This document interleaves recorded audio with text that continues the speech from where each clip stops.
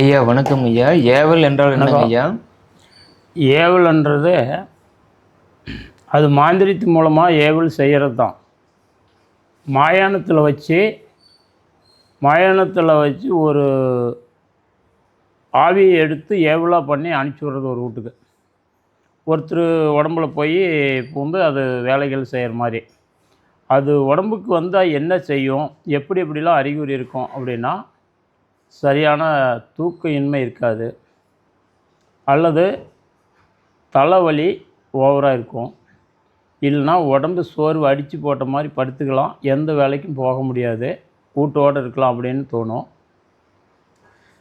சரியாக சாப்பிட முடியாது, சரியாக ஒருத்தர்கிட்ட பேச மாட்டாங்க. ஒரு சில வேலைகளில் அந்த மாதிரி சிம்பல்ஸ்லாம் அது கொடுக்கும். அது மாதிரி ஒன்று இருக்குது. ரெண்டாவது ஏவல் அப்படின்னு பார்த்தீங்கன்னா, கை கால் குடைச்சல், ஊச்சலை குத்துற மாதிரி சுருக்கு சுருக்குன்னு குத்துறது, வீட்டுக்குள்ளே ஒருத்தருக்கு ஒருத்தர் பார்த்தா சண்டை வருது, புருஷன் பொண்டாட்டி கணவன் மனைவிக்குள்ளே சண்டை வருது, பிள்ளைங்களை போட்டு அடிக்கிறது, கணவன் மனைவிக்குள்ளே சண்டை போட்டுக்கிறது, எங்கேயோ போய் உக்காந்திக்கிறது, சும்மா தேவையில்லாத பேசுகிறது, இந்த மாதிரி பிரச்சனைகள்லாம் வந்து தானாகவே வரும். அது ஒரு ஏவல். இந்த மாதிரி ஏவல், பில்லி, சூனியன்றது நிறையா முறையில் செய்யலாம். கெடுதல் செய்கிறவங்க அந்த மாதிரி நிறையா செய்கிறாங்க. நாம் வந்து கெடுதல் செய்கிறதில்ல யாருக்கும். இந்த மாதிரி பிரச்சனைகள் வந்தால் நாம் குணப்படுத்துகிறோம். சரிங்க ஐயா. அது எந்த மாதிரி முறையில் நீங்கள் குணப்படுத்துறீங்கன்னு சொல்கிறீங்களாங்க ஐயா? அது எவ்வளோ நாளில் தீர்வாகும், குணமாகும்னு சொல்கிறீங்களாங்க ஐயா?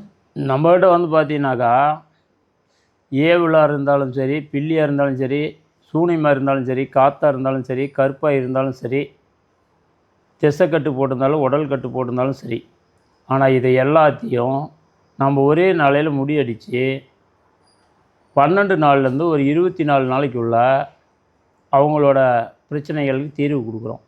12 நாளையில் இருந்து 24 நாளைக்குள்ளே அவங்களோட பிரச்சனைக்கு நம்ம தீர்வு கொடுக்குறோம்.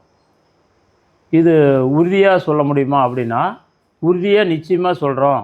ஒரு முறைக்கு 2 முறைனாலும் ஒரு டைம் வாங்கி ஆகணும். 50,000 1 லட்சம் வாங்கலை, அதுக்குண்டான செலவு ஒரு 10,000 15,000 வரைக்கும் செலவுக்கு வாங்குகிறோம். அந்த பூஜையை செஞ்சு நல்லா ஆகலனாலும் அந்த பைசா திருப்பி கொடுக்குறேன்னு சொல்லி யாரும் வைத்தியம் பண்ணுறதில்ல. ஆனால் நாம் அதை சொல்லி தான் வைத்தியம் பண்ணுறோம். அதுக்காக வேண்டி யார் வேணாலும் ஃபோன் பண்ணி எனக்கு காசு கொடு, நான் போட்டு வந்தேன் அப்படின்னு சொல்லி கேட்குறாங்க. அந்த மாதிரி கொடுக்க முடியாது. எப்படி நீங்கள் காசு இங்கே கொண்டாந்து கட்டுறீங்களோ அதே மாதிரி உங்கள் வேலை நடக்கலன்னா வந்து தான் வாங்கிக்கணும் என்ன இடத்துல. நான் ஃபோனில் யாருக்கும் கான்டாக்டே கிடையாது, என்கிட்ட பெரிய ஃபோன் கிடையாது. நான் ஃபோனு ஆடம்பரமான வேலையே செய்கிறதில்ல. கார் ஓட்டுறது, வண்டி ஓட்டுறது, நகை போடுறது, இதெல்லாம் எனக்கு வேலை இல்லை. வர மக்களுக்கு அன்னதானம் பண்ணுறது, வரவங்களுக்கு வைத்தியம் பண்ணுறது, இதுதான் என்னோடய வேலை.